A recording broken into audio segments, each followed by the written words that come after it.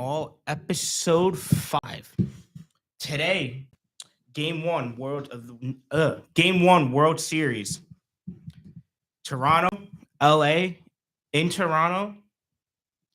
I personally think there's going to be a great World Series matchup.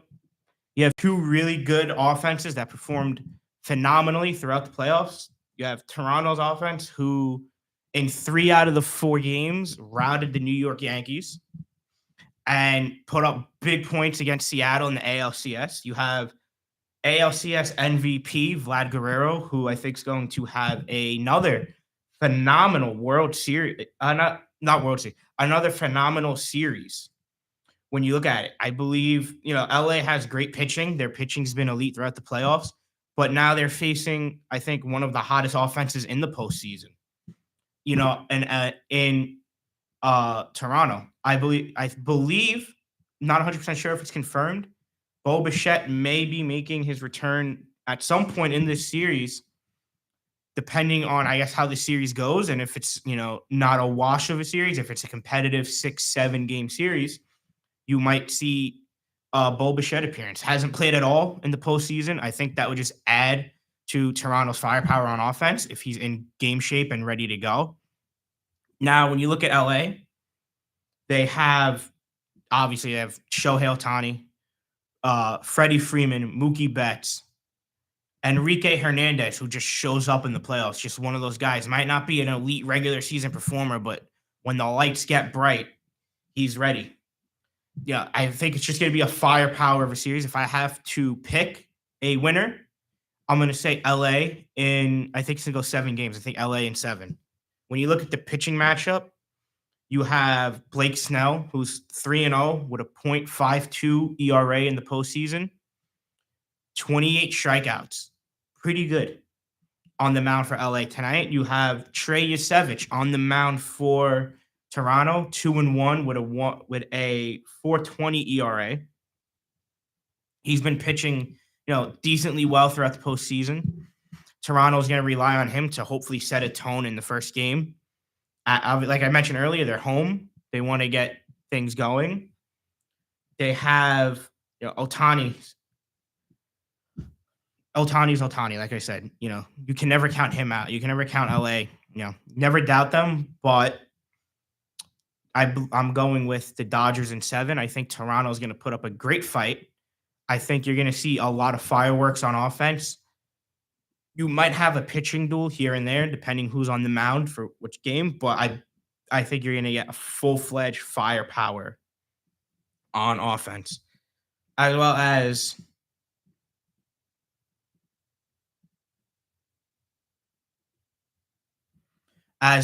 as Freeman, last World Series against the Yankees.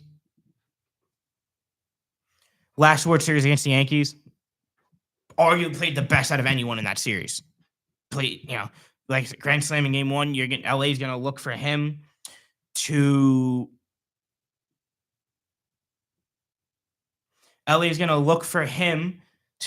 perform like he did last postseason, last World Series against the Yankees.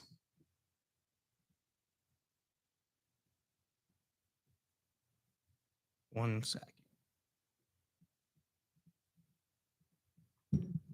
And you have, Ohtani, who hopefully shows up big. LA is going to need him, obviously, to play well. If they want to win. And Mookie Betts, looking for his 3rd World Series, second or 3rd with LA, 4th World Series title. Obviously, won one with Boston, won the 2020 COVID World Series with LA, and won last year. Freeman looking for his 3rd world title, his back-to-back as well. I think you're going to have I think it's going to be one of the best World Series in the last 10, 15 years. So, I'm trying to think, what else could we throw out there? When you look at the playoff as a whole, LA ran through the postseason. They swept Cincinnati, who made it on the last day, beating out the Mets. I said Cincinnati stood no chance against the Dodgers. They didn't have the offensive firepower to put up runs. Then they go into Philly, take 2 games in Philly, and take out the Phillies in 4 off that error. And then they sweep the NLCS against Milwaukee, who was the number 1 seed in baseball. Neutralize their offense completely, shut them down in all 4 games. Didn't break a sweat doing it. And then when you look at Toronto, they had first round bye. They faced the Yankees after the Yankees took out Boston, ran through the Yankees in 4 games. Only one of those games was competitive, and it was the game the Yankees won. Then they run into a 7-game slugfest with Seattle, which I think was one of the best series of the postseason. 7 games, home field in Toronto. George Springer coming up, hitting a 3-run blast to send Toronto to the World Series. Couldn't script anything better for Springer and for Toronto. And they advanced to their first World Series, like we said, since 1993. It's going to be, memorable no matter who wins. And the path to the World Series I think this was one of the most entertaining playoffs we've seen in a while.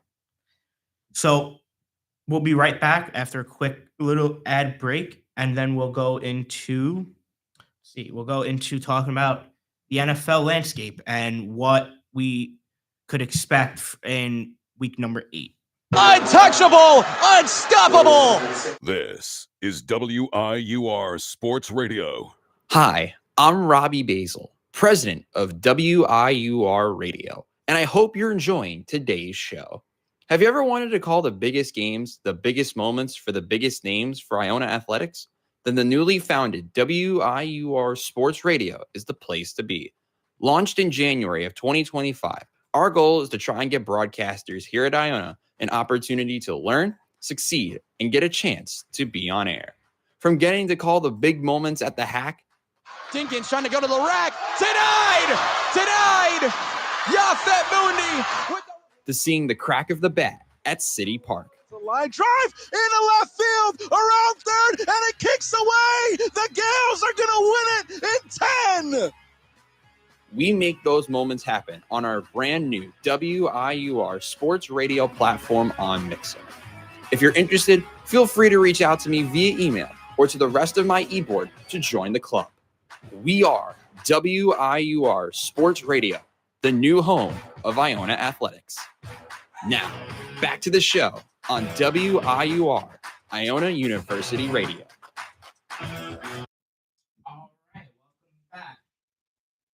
Now let's shift over from baseball to the NFL. Last night, Minnesota took on LA, the Chargers, in Los Angeles, SoFi Stadium.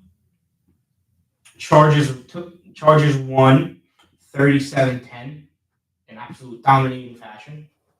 Justin Herbert continues to impress and look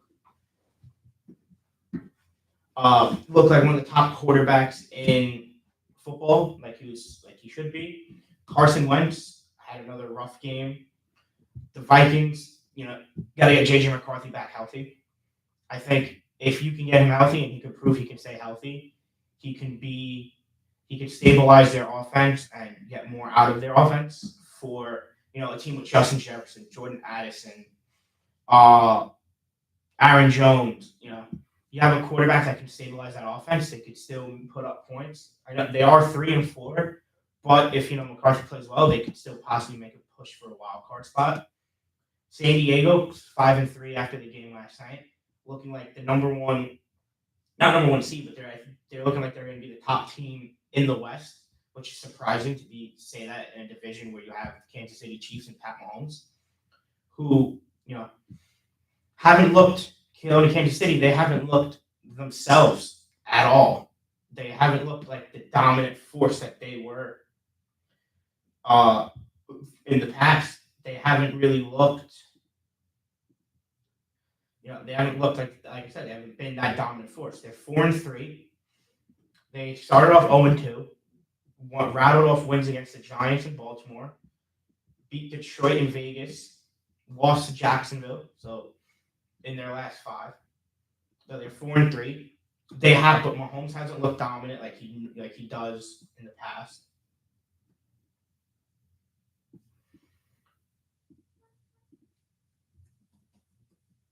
Mahomes hasn't looked dominant at all in the past, like how he has. They haven't had, that dominant offensive game. All right, sure, they're putting up 30 points a game, but it hasn't been Kansas City of old. There really isn't a dominant team this year in the NFL that I see that can run away with everything. I know you got Kansas City, made the Super Bowl. They got blown out. You have Baltimore, who's 1-5, so they're out. They're not anywhere near ready for that without Lamar. They're so banged up. I guess Philly, maybe. Philly, defending champs. It's like there's no one really. I thought, you would come out with a dominant team.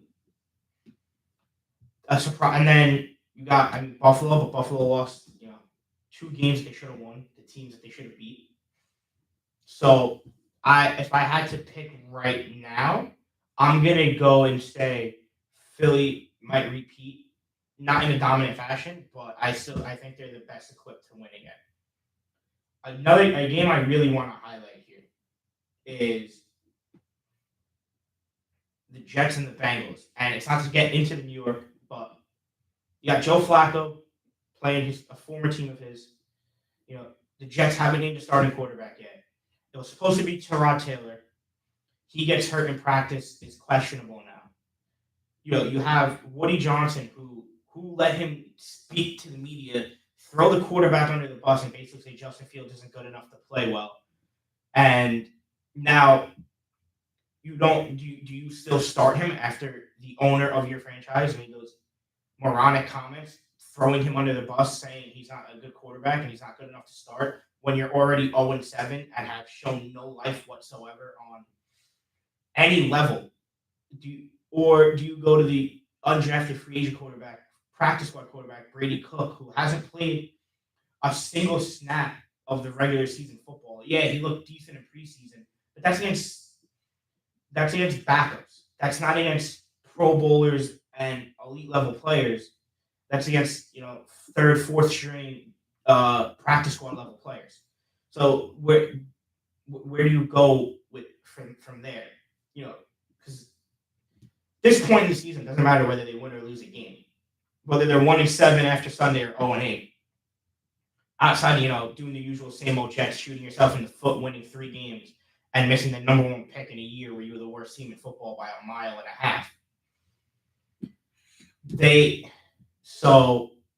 What do you even do here if you're them? That's like the question is, what do you do? Who do you start?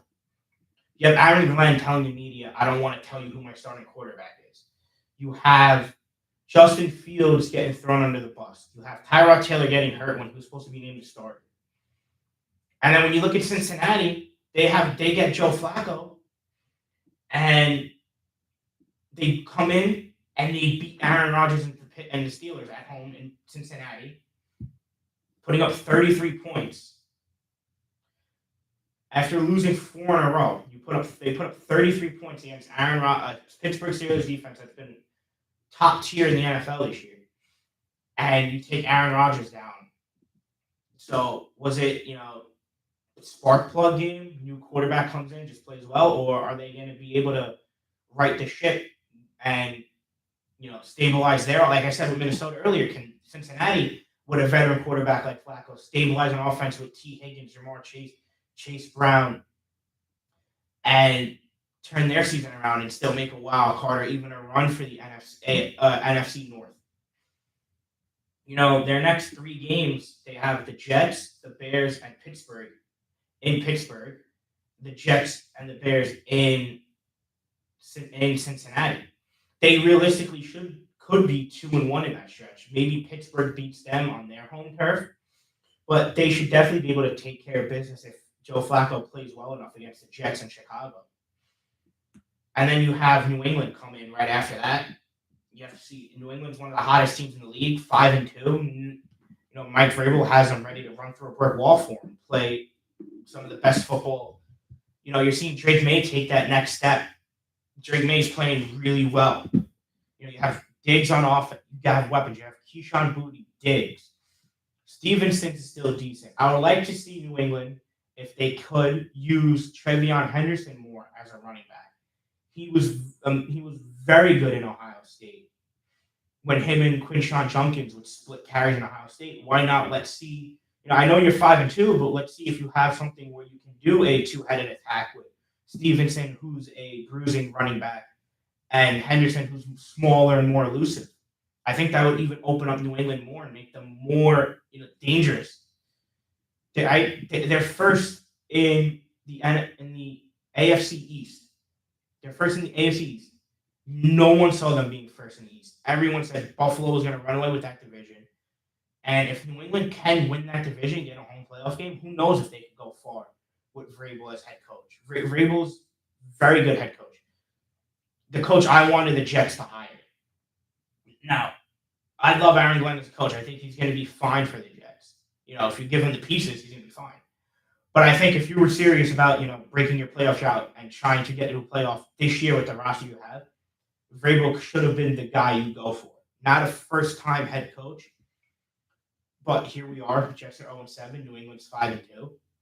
Nothing you can do to erase history. And the other game one other thing I want to highlight is Miami. 1-6. I granted Tyreek got hurt early in the year. Still, Tua is playing the worst football he's played in his career. He looks like one of the worst quarterbacks in the league. They can't really get anything going on offense. Their defense looks horrible to start. It looks like, like one of the they're not, they're not one of, I thought they would be giving Buffalo a run for their money in the division out of all the teams. I thought Miami was going to be good this year. They brought in, they tried making improvements. They tried making improvements. They brought in guys on defense. They tried to get younger, getting rid of Jalen Ramsey, bringing in Fitzpatrick, getting Jonnu Smith getting rid of Jonnu Smith, bringing in Darren Waller. Those were all improvements I think they made, and they went 10 steps backwards from where they were last year. And then you have Buffalo. 4-2, lost to New England. Who else did they lose to? Let me pull that up. What was the other game? They lost to New England, which was a shocking game, and I think that really made New England look more. Made everyone think New England might be legit. And then they lose to Atlanta in what almost was a blowout, a 24-14 loss. Atlanta is good, but I don't think they're good enough to knock off Buffalo. They're 3-2. So is Buffalo just having that rough patch in the season like every good team does where they lose a couple of games, or are they at the point where their defense isn't that good anymore? Their offense isn't putting up points like it was early in the year. So they don't. Buffalo's thing is they don't have legitimate weapons. They don't have a solidified number one wide receiver. They have an elite run game. They have tight ends, but they don't have legitimate elite level tight ends. They lack, they rely too much on Josh Allen to play hero. And that's really, what pulls them down from being top tier AFC contenders. That's what I think is holding them back. And then you have teams like, going through, you have a team like Philly, or not Philly, the Giants, who's playing Philly this week. They're 2-5. They could easily be 3-4 or 4-3. The first 3 games, they could have beat Dallas week 2. Russ played, that was the one good game Russell Wilson played. They lose in overtime in a heartbreaker off a field goal after Russ throws his only pick of the game. They could have easily beat Dallas. They beat the Chargers, and they easily could have beat New Orleans. New Orleans isn't that good. Yeah, Dart had his rookie game where he doesn't look great. But yeah, they could have went in there and beat New Orleans. So that's 2 more wins. And then you had Denver on the ropes, and the defense collapses at the fourth quarter. You're up 19 or 18-0. And you're up 19-0 going into the fourth quarter. You let Denver come into the fourth quarter and score 33 unanswered points on defense. Or not unanswered, but you let Denver come in and score 33 points in one quarter on offense. You can't let that happen. Shane Bowen, defensive coordinator, should have been fired right then and there as soon as that game was over. You can't have your defense play a shutout for 3 quarters and come in and blow the game in the fourth. Jackson Dart played really well. Jackson Dart played really well, 283 yards, 3 touchdowns. Cam Scannable continues to be impressive, 16 carries, 60 yards. And they're doing this without Malik Neighbors. They're doing it without Malik, who, having Malik would be great for Dart. Wandale Robinson, 95 yards. On defense, Brian Burns, 2 sacks. Dane Belton, 10 tackles. And then you just fold in the fourth quarter. It's embarrassing to the coaching staff. It's embarrassing to the coaching staff. If they don't turn around, now they're 2-5. They're gonna have to win, I would say, 8 games to try to. They're gonna have to win 8 out of. They're gonna have to try to win 8 games, 7 to even contend for a playoff spot. Is it possible? Yeah, you never say never in the NFL. But when you see what happened on Sunday, you doubt if they actually could. You doubt if they could. Could they win 7 or 8 games and make a playoff spot? Yeah, granted they upset Philly, but now you're going into Philadelphia. Can you do it again in the Link, or is it going to be another game where you just where you look good, but you just can't put it all together? And like I said, Jackson Dart, I think is going to be the future for the Giants. He looks it right now. Looks great for them, playing great football. I think he did revive that offense to a degree. But now, if the offense starts playing well and the defense doesn't, you're basically in the same boat you were early in the year, where the defense was playing decent football and the offense wasn't putting up points outside of the Dallas game.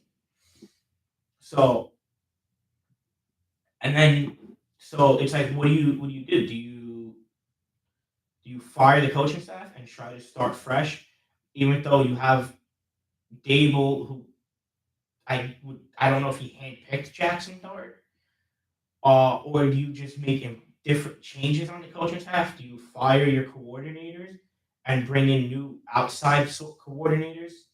There's a lot of questions for what the Giants can do to help Jackson Dart, Scadabo. If Malik Neighbors comes back early in the year, that's huge next year.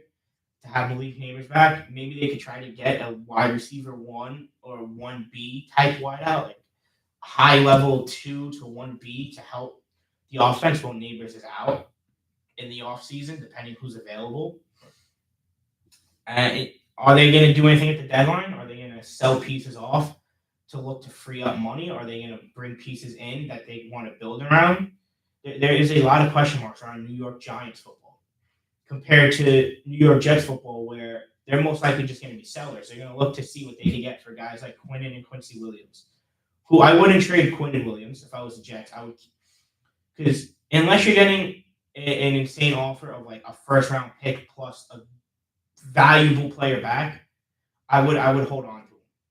Unless he wants out. Unless he's asking out, then that's different. Then you got guys like you have Quincy Williams, who's free agent at the end of the year. Is he going to re-sign? Do you see what value you can get? There were rumors about Jermaine Johnson, but Johnson doesn't want to leave. He wants to stay and help, try to change and help, change the culture of the Jets, which I don't think will ever change. As long as Woody Johnson's at the helm, it's never going to change. Then you have other pieces on offense. You have John Simpson, offensive lineman, who's free agent at the end of the year. Do you move on from him? Do you move on from him, get something for him, being not knowing if he wants to re-sign? Do you shop around Justin Fields to QB needy teams? Say, hey, look, it's not working out here. Maybe you get something out of him. You have better offense. You have better coaching and offensive systems. Do you want to, maybe get a mid-round pick? Another team, they're definitely going to be sellers. I tell you that. Whether they actually sell or not is the question mark. But if they do get active, everyone knows they're not going to be bringing in pieces at all. And then I guess the real question mark here for the entire NFL. The question I ask anyone watching it: who is, like I said earlier, there's no dominant team. Who's going to win? Who is perceived to be that dominant team? I'm gonna go and say Philly is still the hottest team right now. And if I don't say Philly, I'm gonna go with a wild card. Say Green Bay. They're 4-1-1. Easily could have been 5-1 if they didn't tie that game in overtime against Dallas. They could have been 5-1. I think Jordan Love's playing great football. I'm a big Jordan Love fan. That's why. Josh Jacobs, if he could get it going, he has 8 TDs, 415 yards. If he can turn the yardage out a little bit more, I think could be great. Tucker Kraft leading the team in receiving yards is surprising. They're another team that doesn't have true number one wideouts, but their offense, they make it work with their offense. They make it work. They cater to the fact, okay, we don't have an elite level threat at wideout, but we have this group of wideouts who can produce well enough. It's not like you had Devontae Adams when you had Aaron Rodgers there, and you had Devontae Adams, and then you had a guy like Allen Lazard on the other side who wasn't that great of a wideout. Played good under Rodgers, but now they have a collective group of above average wideouts. So if they got a superstar wideout, I think Jordan Love would be one of the best quarterbacks in the league. Easily. I mean, I think he's on his way there now. But I think if you got him like a Devontae Adams level wideout that they gave Rodgers, he would come out and be one of the best. Even like going back in time when they had Jordy Nelson and Jennings and won the Super Bowl. You give him that stuff,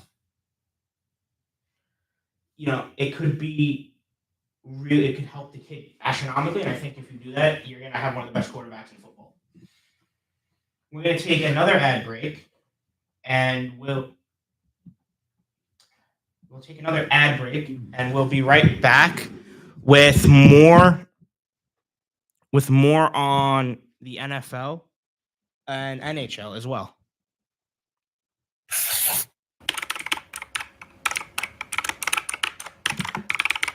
This is WIUR Radio. Hi, I'm Morgan Beastie from the Ionian, and I hope you're enjoying today's show. Are you looking for the latest scoop on campus news, sports, and more? Check out the Ionian University's very own award-winning student newspaper. We keep you up to date with everything happening on and off campus. Want to know about the big game, the latest campus event? It's all in the Ionian. Join the conversation. Read, write, and get involved. Visit www.theionian.org or pick up a copy around campus. Stay informed, stay connected. Now, back to WIUR, Iona University Radio.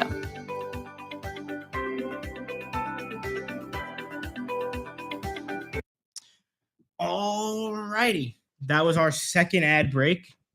Last ad break of the show. Big segment coming in now, the NHL.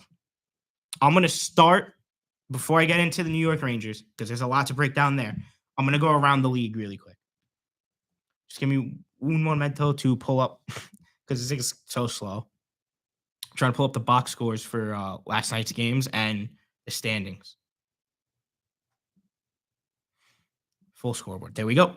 So last night, Thursday, October 23rd, before we get to the Rangers, we had Chicago and Tampa Bay. Chicago, and this is a team I really want to highlight because I do love the Blackhawks. The 2010s dynasty was one of my favorite. I loved Chicago. I love watching them then. Started off 0-3. Lost to losses to no wait, did they start 0-3? It's like saying they started 0-3, but I'm not sure.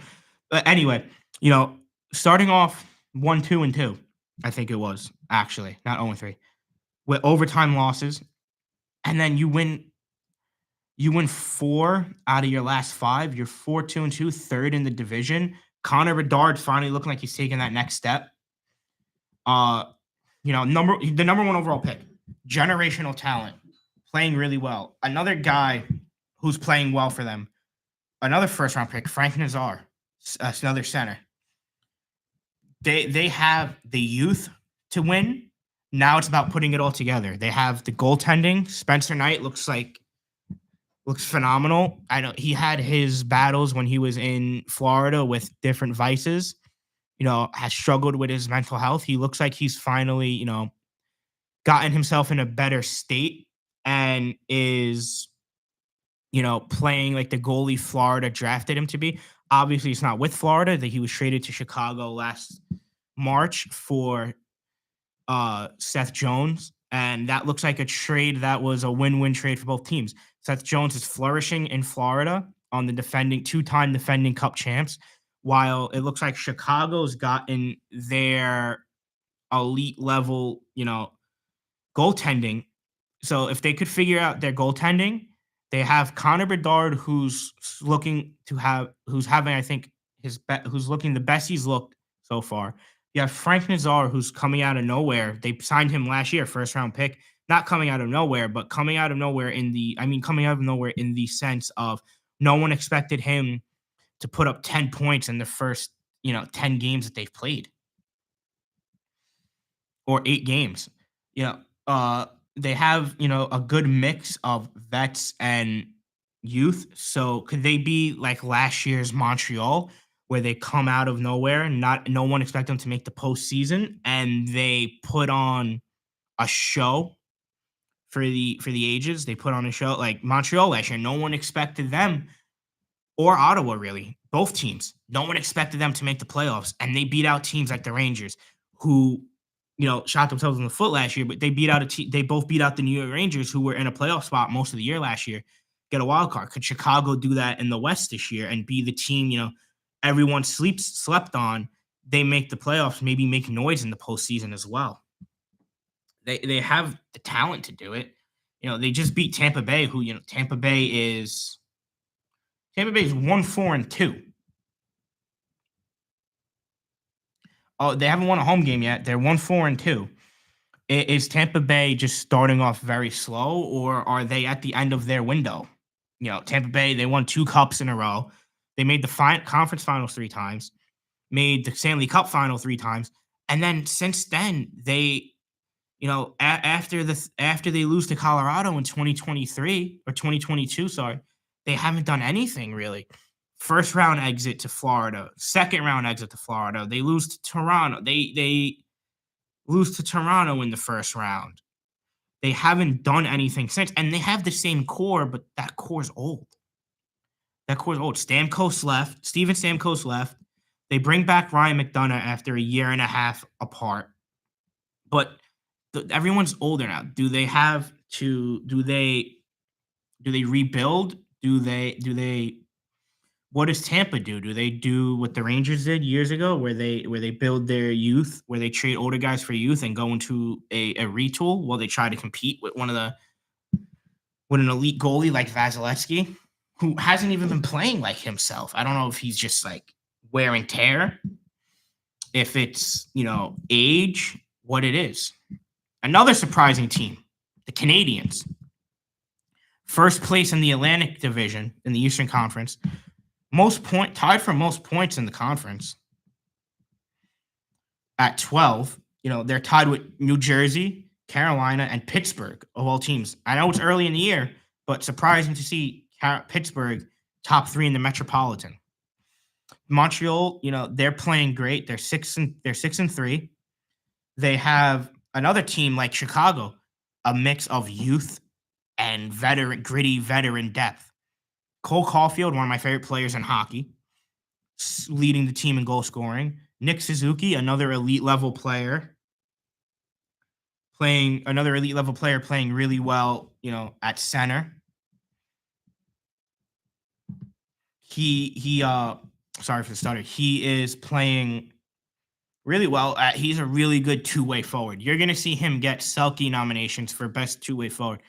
He's going to be like the Patrice Bergeron, I think, of where he wins best defensive forward, the Selke Award, multiple times in his career. Leads the team in points with 12 points, 1 goal, 11 assists. Playing on a line with Slavkovsky, who, is finally looking like he was worth being taken number 1 overall. They have, a good goaltending from Sam Montembeault, who looks like they could build around him. They lost to Edmonton last night, but even Edmonton's cup contender. You're not going to win them all, but I think Montreal is going to take that next step to consistent playoff team. I don't think they're cup contenders yet, because I think they do have a little bit to work out still. Patrick Laine, one of their elite level forwards, isn't playing the best right now. Do they want to extend him, or do they shop him and try to get someone else in there that could play better? Lane Hudson and Noah Dobson look like an elite defensive pair. Lane Hudson looks like one of the best defensemen in the league right now. He's elite moving the puck. He's playing great defense, and the contract they gave him, that's a steal. The contract extension they gave him, when you look what Luke Hughes got in New Jersey, and you look at him getting under market value, that's a massive steal from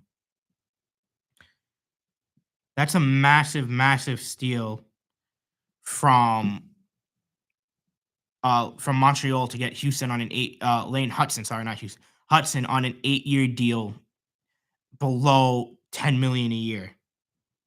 It's Montreal is playing it smart with paying their players too. They're not just paying everyone that plays well. They're paying the guys they believe that will be foundational pieces. They went in, they traded multiple firsts for Noah Dobson and still have number ones. So, they come in, they trade for Noah Dobson, who, Islander fans criticized for months this year or last season. And then he's playing, like Noah Dobson. It's phenomenal to see. Montreal's not going to win the division, but they're going to be top 3 in the Atlantic. Now, here we go. The last part of the show, everybody. This is the best part of the day. This is where the rants come in. The New York Rangers. God almighty. 0-4 at home in the world's most famous arena. Igor Shesterkin's playing looks like Henrik Lundqvist, prime Henrik Lundqvist, playing some of the best hockey Igors we've ever seen out of Shesterkin. And you can't give him goal support. You lose 3-1 to a Minnesota team that can't score, and you let them look like they're one of the best 5v5 teams. You let San Jose was 0-4. 0-4. One of the worst offenses in hockey. They didn't win a game. And you let them, and this goes to Igor. It's his first bad start, so I won't be overly critical. But Igor Shesterkin allowing 6 goals to San Jose is uncalled for. They were one of the worst teams in hockey, and you lose to them in overtime. Granted, you scored 5. You should be able to score 5 on San Jose and win comfortably. I know they're 3-4-2, the Rangers. You lose opening night to Pittsburgh 3-0. Pittsburgh looks good, but still, you lose open night to a team that, is Pittsburgh just hot right now and going to fall off? That's what I think is going to happen here, because Pittsburgh doesn't have the skill anymore. Crosby's 40. Malkin's almost 40. Letang's 40. They're not in their prime. Then you go in there, you blank Buffalo 4-0. You beat Pittsburgh 6-1. Then you get blanked 2 games in a row at home to Washington and Edmonton. And then lose in overtime to Toronto. And then you beat Montreal. And then you lose to Minnesota. This team does not have a scoring touch. JT Miller is playing hurt. So I'm giving JT Miller a pass for the shitty play he has because he's playing hurt. Excuse the language. But he's not playing like, JT Miller is. But you can visibly see he's hurt. Artemi Panarin is nowhere to be found. He looks uninterested. Trade him. Don't re-sign him. Trade him. Even if you want to be a serious playoff contender, trade him. Colorado and Carolina did it with Mikko Rantanen last year. They were both Stanley Cup contenders, and they traded their superstar player and still made the postseason and had a good postseason runs. So, can you trade Panarin, get something for him? Because even though he's not playing great, the name value of Artemi Panarin is there. Some contender will take him and give you assets. Mika Zibanejad, you can't trade him because he has a no movement clause. A genius decision by Chris. And Zibanejad's one of my favorite Rangers ever. He's up there with Chris Kreider and Henrik Lundqvist for all-time favorite hockey player. I would trade him too if you could. I would gut this roster and build it around JT Miller because you just named him captain, so you're not trading him. I would even trade Lafreniere. I would gut this roster and build around JT Miller, Gabriel Perreault, who they have in the minors for some odd reason when you're struggling to score, and he's supposed to be a goal scorer. I would bring him up. I would build around Adam Fox, and I would honestly throw Gavrikov in there because you just paid him 7 by 7 contract, 7 years, $7 million per. But I would see if you can get something for Panarin if he will waive his no movement clause, or Zibanejad, and try to free up as much money as possible. Now, freeing up money is kind of, McDavid just re-signed. Kaprizov re-signed. All the top free agents re-signed with the teams they're with. So the next wave of free agents doesn't look great. So at the same time, what is Chris Drury's end game here?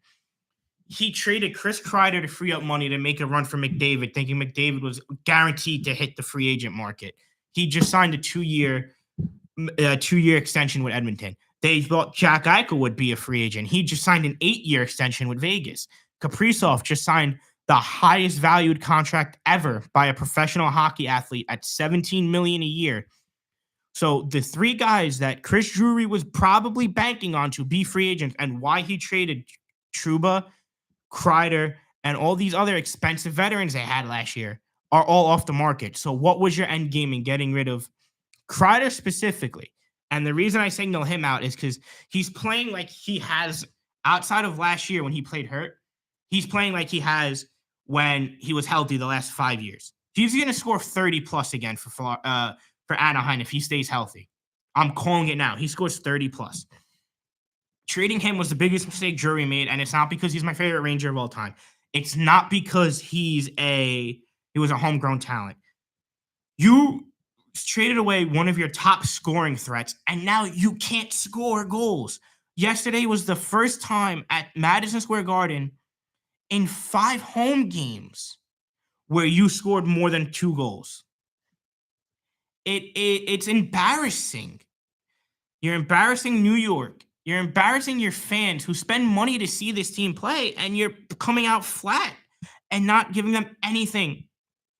When is Jim Dolan gonna say enough is enough and fire Drury and retool a roster? That's all I have to say. Thank you for tuning in. We'll be back next week with more. Enjoy Tyler's show next. Thank you. Whoever watched, thank you for watching. See you all next week.